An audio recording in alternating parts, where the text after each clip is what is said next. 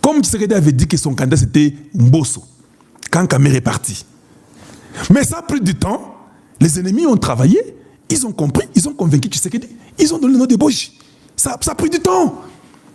Maintenant, ils ont profité dans ce temps-là, ils ont mangé l'argent, il a corrompu les gens, et puis il a préparé son plan, et puis il a même drop à l'industrie, il a tout le temps. Maintenant, vous êtes déjà couilles. Vous avez pris le temps. Et le président peut penser qu'il sait ce qu'il fait. Non. À tout moment, vous ne savez pas ce que vous faites. À un moment donné, vous ne saurez pas ce que vous faites. Vous êtes le président, nous vous respectons, vous avez mon soutien total, mais il y a des choses que je ne suis pas d'accord et que je n'accepte pas et que je n'endorse pas. Voilà la vraie démocratie. Donc, quand nous parlons, nous devons faire un effort. Bien aimé, pouvez-vous seulement tapoter? C'est ce que je vous demande. Le tapotage, rien d'autre. Tapoter seulement pour moi. C'est ce que je vous demande. Et c'est une vérité. Je vous donne des petits exemples qui peuvent vous aider. Tshisekedi est déjà avancé avec la guerre sensiblement. Nous sommes déjà presque là. Le Rwanda se sent bloqué. Il sent que c'est fini, je ne peux rien faire.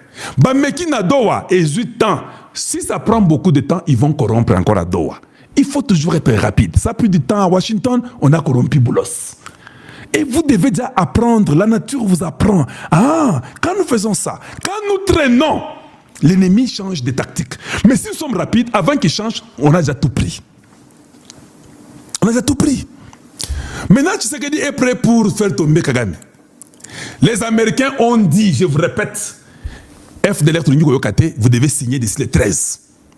Bon règlement, pas. Bon, il y a Paris ici, Koufaki Nango, ils reviennent rapidement, ils disent que, hey, parce que vous allez quitter. Vous n'avez pas le choix. Même si la France met les droits de veto, ce qui est États-Unis, ça lobby qui est Bokolongwa. Bokolongwa. Bokolongwa. La France comprend qu'on n'a pas le choix. J'ai échoué avec Trump à tout ce qu'il y a pour l'Ukraine. Pour le Congo, que Tshisekedi vienne. Tshisekedi tombe dans le jeu. Les Américains les regardent, ils rigolent, ils disent mais c'est pas possible. C'est pas possible. Donc même le président congolais ne comprend pas. Les Américains ont toute l'information. Ils ne comprennent pas que c'est la France. Quand Donald Trump a interdit les aides que vous avez là, c'était pourquoi?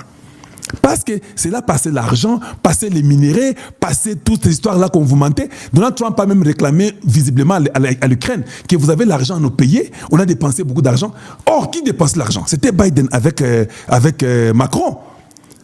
Mais nous acceptons d'aller encore dans une réunion pour retourner notre bourreau sous une autre forme du néocolonialisme en faisant ce qu'on appelle l'intégration régionale, acceptant nous-mêmes, allant en France. Ça ne se fait même pas au Congo. Ça se fait chez eux en France. Tshisekedi, tac, tac, tac. Le Burundi qui est même là en train de se protéger, il refuse de partir. Vous qui êtes vulnérables, en Afrique de guerre partout, vous qui chez vous ce n'est pas encore prêt, vous êtes les premiers à vous précipiter pour aller là-bas. Avant de finir, ça montre que le président Tshisekedi est égoïste sur ce point-là. Oui. Sur ce point-là, c'est de l'égoïsme. À un moment donné, pensez aussi à nous. Parce que vous mourrez, vous partez au ciel. Nous qui restons, qu'est-ce que tu nous créeras? Qu'est-ce que tu créeras à nos familles? Qu'est-ce que tu créeras aux Congolais de tous les 4 coins? Après avoir fait une guerre de 30 ans, et vous mourrez comme ça, parce que vous avez toujours accepté toute invitation. Et les invitations-là, c'est pour vous sombrer, pas même pour vous aider. Juste pour vous engloutir et vous garder sous contrôle. C'est de l'égoïsme, Excellence, mais président de la République.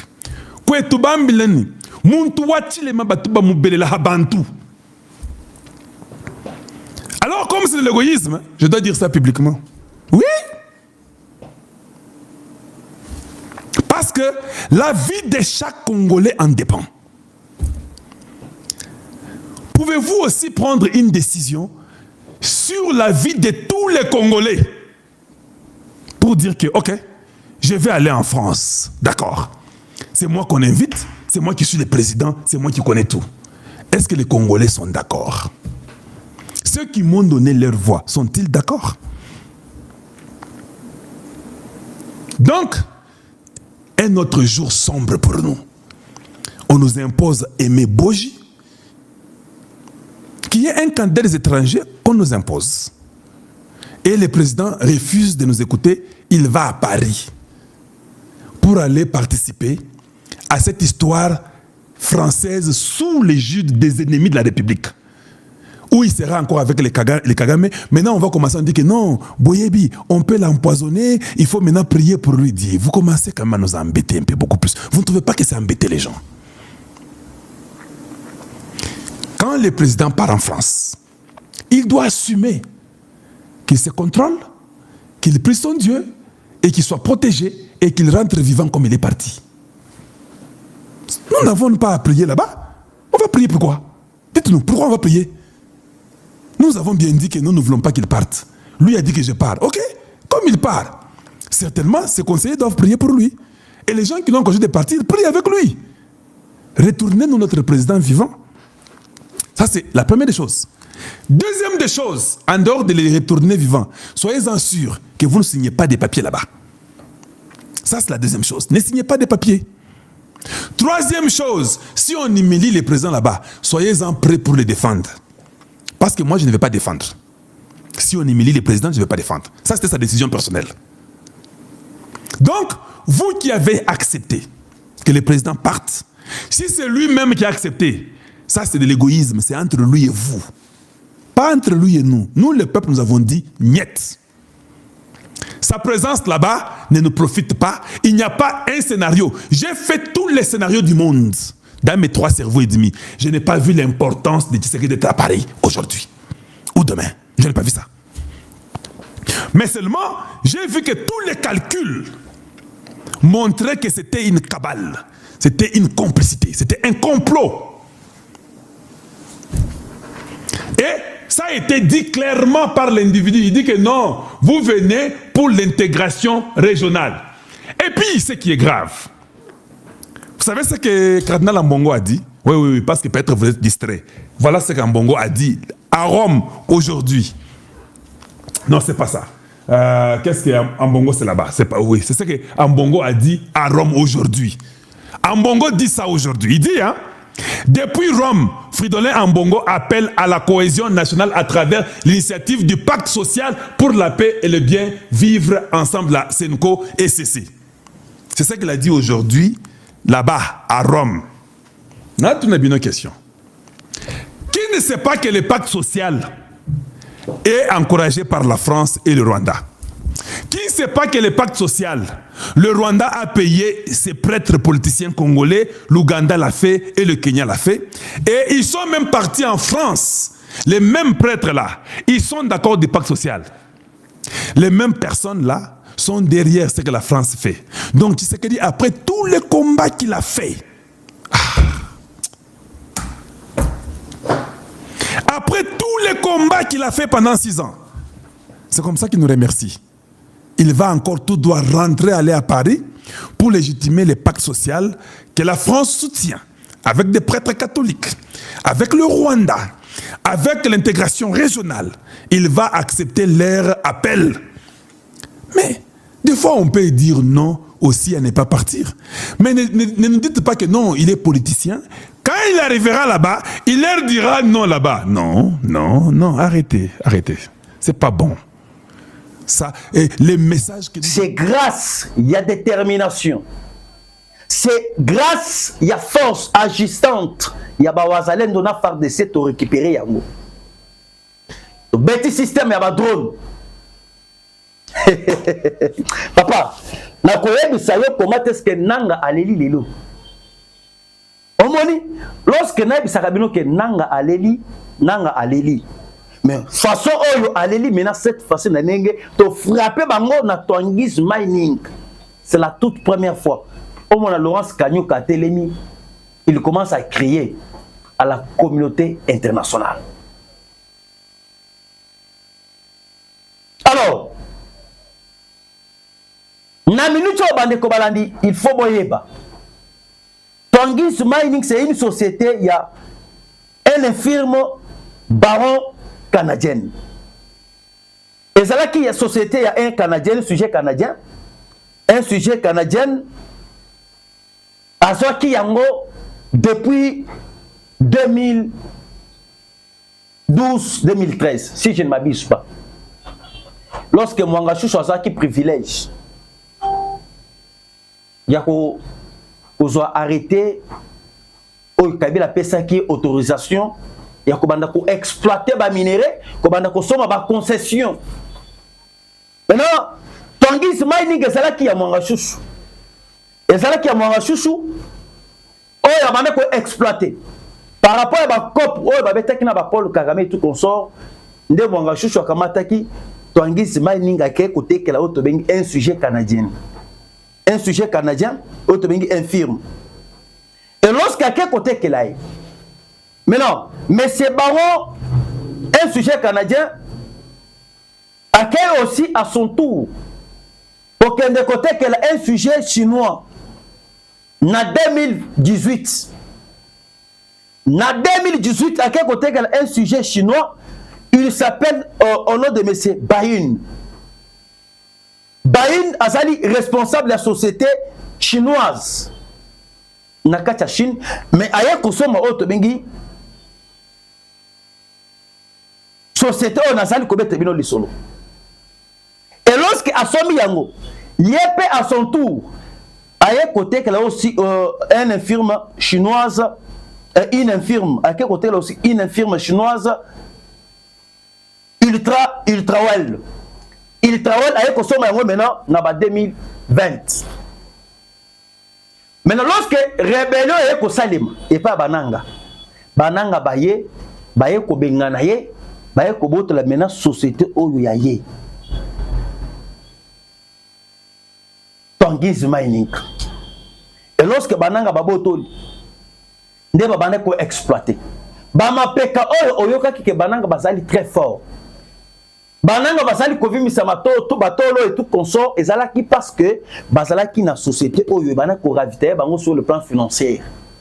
Maintenant na minute oyo je vous informe que bawazalendo bakotelaki bango na 4h55 minutes. Ya lelo.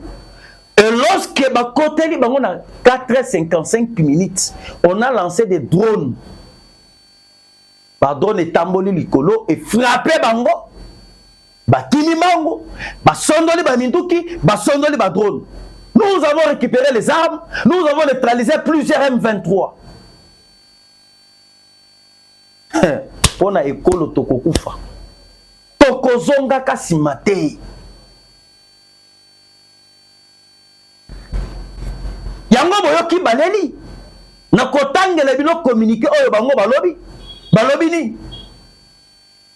Na communiqué bango bazali mena kolela. Vous allez comprendre que M23 ezali elilingi ya pamba. Ezali totalement déstabilisé.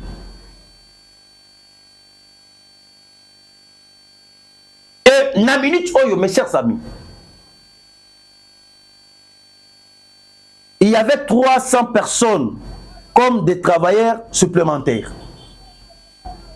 Na minute basali géré et encadré par les Ouazalais. Il y avait 60 lingots d'or de la première production. Oh, bango basi basala déjà. Pour que bena batinda yango. Mais on a bloqué ça. 60 lingots d'or. Bat oyo. Nanu basukite bakosuka. Et tokosuki sa bango. Et tokozonga pe simate. Que nous avons déjà 7 avions de guerre. Autocobete pena ennemi jusqu'au mois les pinières. Papa, na frappe o salemi lelo na 4h na tikala komo na M20 bazoko le laborité. Ezali mbale nanga ya liboso. Yoka ninga baleli. Ah.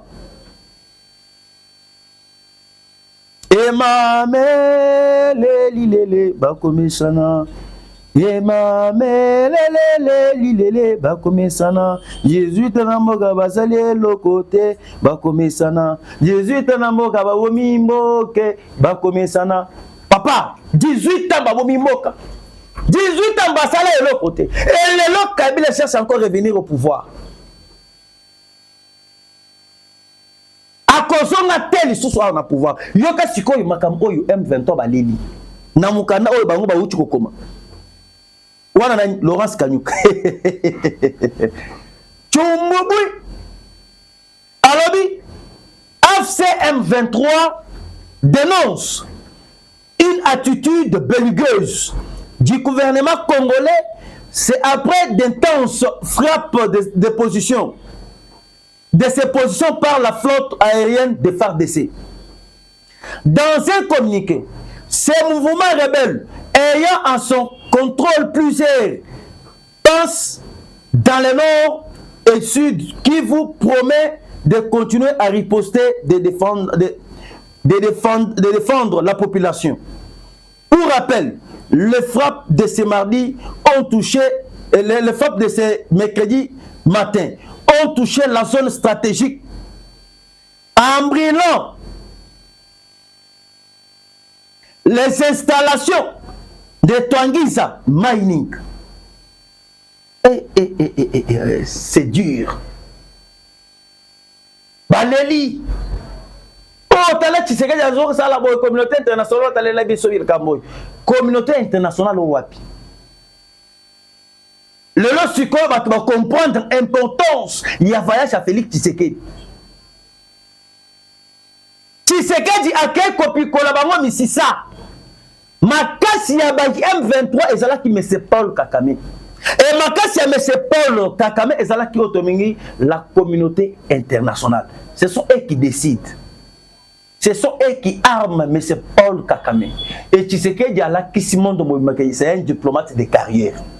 Tshisekedi a la Kissi ba Congolais comment faire la politique. Akei di banda bato ba sekiye. Bato ba fingiye ba toliye. Basali kobenga ye marionnette. Azali ko voyager pamba pamba. Azali ko la pamba pamba. Mais le tala ba voyage à Tshisekedi porter ba fruit. Liboso so kika biso to frapper M23. Olinga ko yoka ke États-Unis a telemi. La FARDC a violé les cessez-le-feu. Ou soit Canada a terminé, il faut que le gouvernement congolais va respecter cessez-le-feu. Et lorsqu'on frappe, nous avons déraciné la force de Kakame et nous avons déboussolé Nanga et Kabila. Bazalaki awa na Congo, bazali kofinga Tshisekedi. Tshisekedi azali patin, azali étiquette, azali elelinga pamba. Bango yo wana nyonso wana bakimia bakena opposition. Et opposition est comme il y a libanda, ezali opposition ya awate. Mais Tshisekedi a fait une opposition en face ya Kabila awa na kati ya Congo. Atikala jamais kokima kosala opposition armée. Et Tshisekedi n'a jamais quitté le Congo, il y a kokende kosala otobengi opposition na Kenya. Tshisekedi a affronté Kabila ici na Congo. Bango ba finga ki Tshisekedi ba qualifier Tshisekedi na tout bord na ba kombo nyonso. Siko ba kimi ba kena kati ya Kenya. Na ba Frank Djongo. Hein? Na ina bisaki bino ke Frank Djongo c'est un kabiliste ba tebele ba tsaki tembe. Ba tsaki tembe. Ye wana akomi kolanda Kabila sima boy.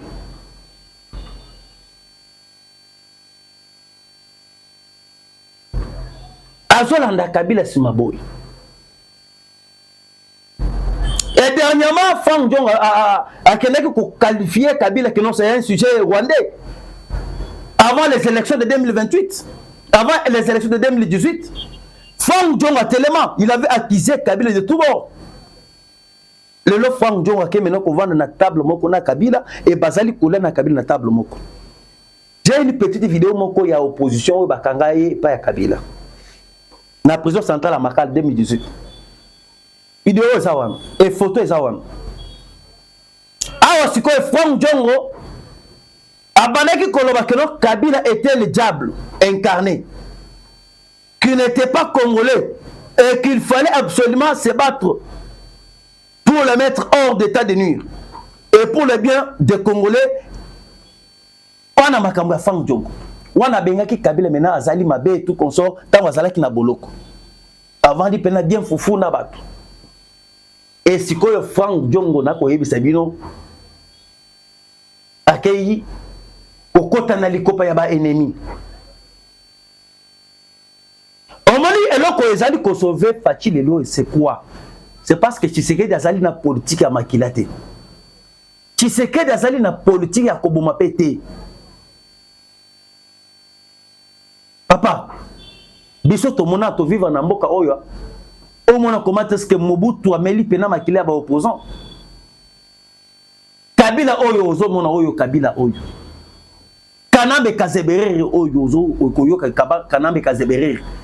Abomi combien de Congolais? Mais Tshisekedi assis à Boma combien des opposants? IDPS a perdu combien de militants? Combien de cadres? Des cadres, oh, il y a IDPS à perdre. Ce qui est là que Tshisekedi a zali na politique comme la makila. Nata na Kenya wana, balinga ki bazalate.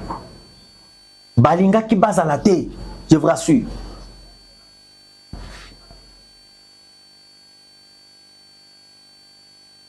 Boken na Brazzaville, opposants zate. Na Rwanda, opposants zate. Na Kenya, opposants zate. Ici au Congo, nous avons des opposants.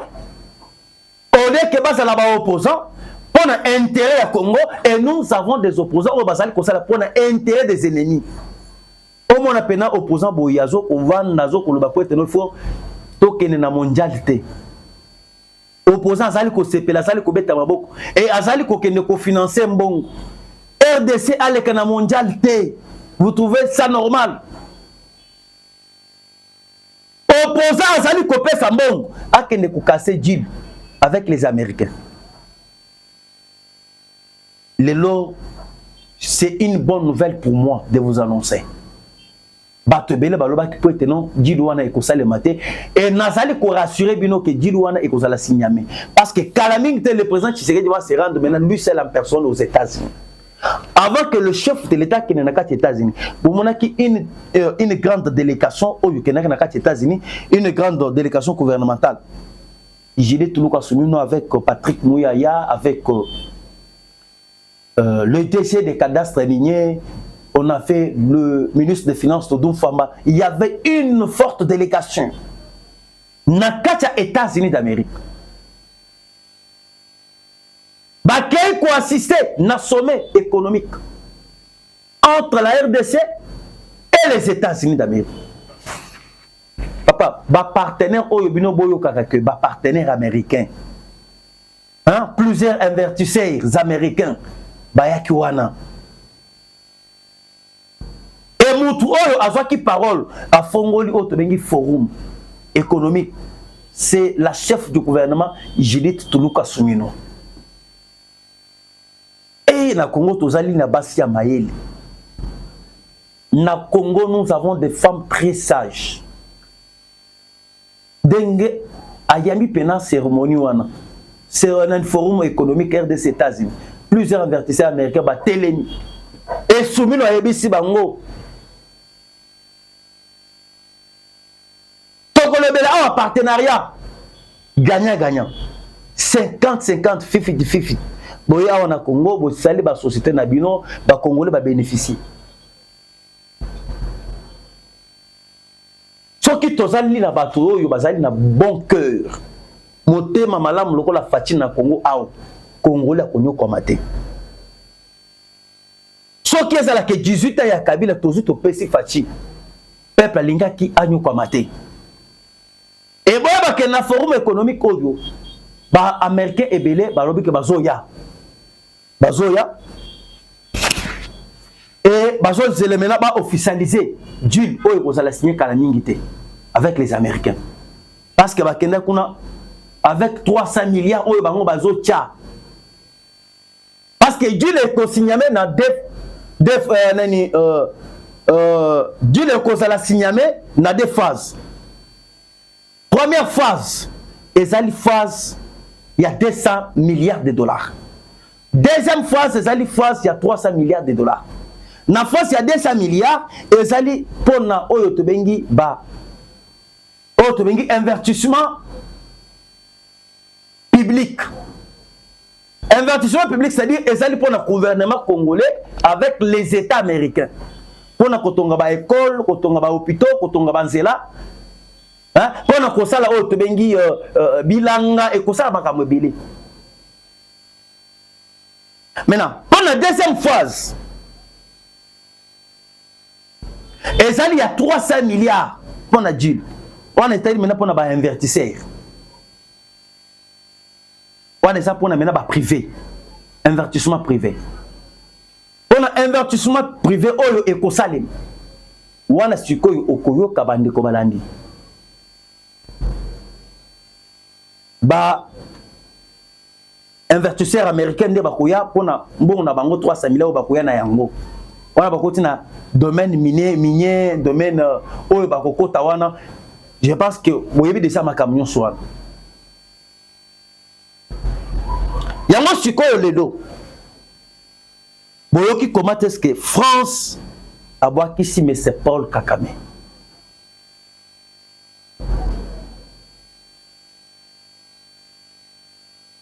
Qui si mais c'est Paul Kagame. Oyoki makamo France alobi lelo. France a salué le démarche de la République démocratique du Congo. Alors qu'il a so neutralisé ba FDLR. Que dit d'abord la France, je vais faire rechercher pour n'appuyer Bissabino. La France a salué l'appel à la réduction des FDLR et insiste sur la mise en œuvre de la résolution 2773 pour le retrait des troupes rwandaises ainsi que l'arrêt de tout soutien à l'AFCM 23. Au Yokip, France a changé langage. Dans dernière minute. Na minute ya souka aye pour changer langage. Papa, ce sont les Américains bah ABC. Tshisekedi c'est mon partenaire. Na pesi Tshisekedi une mission wana Donald Trump lorsque bakenda kokota na Israël na pesi fachi mission batu oyo bazali kofiotola que les élections en 2028 il n'y aura pas les élections en 2028 et ceux qui bino bozali koloba pona makambo tele élection to kokene na nani na ba miyibi wana ba voleur ba criminel ba sanctuaire ndeto kokene na ba ona élection. Élection écossale et matin à Congo, tant que nous avons des rebelles, nous sommes congolais. Point barre.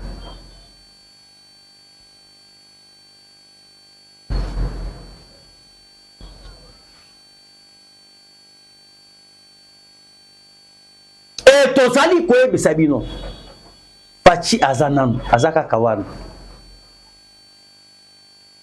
Azaka Kawana. Bon, on a été dans l'aventure, on a été na Kenya, on a été au Kabila Sali conclave. Conclave nini? C'est quel conclave? Ça, ce sont des aventures. Nabatata Mikolo, le Baraimo Chibandawan. Bazali Koko Sakosa, pas Kabila. Kabila Kopé, c'est binonine. Kabila a pillé le minerai à Congo. Kabila a abomi ses Congolais. Kabila a signé les accords. Kabila a trahi la nation congolaise. Kabila fait beaucoup de mal, du mal envers les Congolais. Congolais nini oyo a copé sa Kabila chance à son Congo. Bozali komikosa. Ezala bakatu millions soana. Namoni mutu moko azali ko contenir ngai non pourquoi lobele katum. Na lobela qui na façon il y a stratégie et ce n'est pas dit que moi personnellement j'aime que Katumbi à la table de négociation. Biso toyebi qui est Katumbi. Katumbi a payé minerai à Lubumbashi. Tant azala qui gouverneur. Minerai elinga balinga ba exploiter pendant 10 ans mais Katumbi a exploité pendant une année. Katumbi c'est un méchant.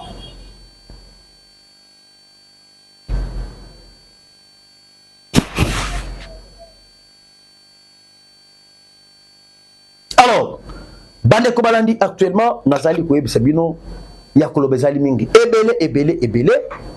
Ce que vous devrez retenir est que Moutouté Ako Sabino, Tshisekedi Azawana.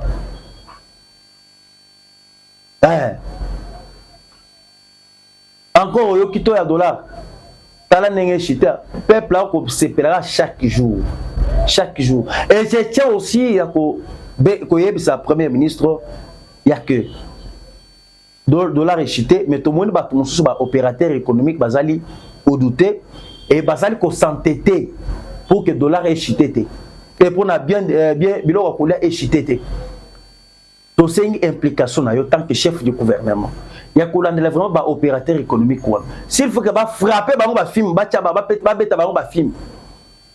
Et tout ça qui peut dans secteur, il y a transport. Moi na mboka Jean-Pierre Bemba, implique toi aussi. Ba chauffeur bazali comment ça peut ba transport ndenge balingi. Na tongo ezali na prix mususu, ba so na prix mususu. Ezala pe mukoko samba. Wana ezali secteur na yo. Impliquez-vous sur ça pour associer le peuple congolais. Alors Bandeko Balandi, je vous remercie. Restons toujours en contact.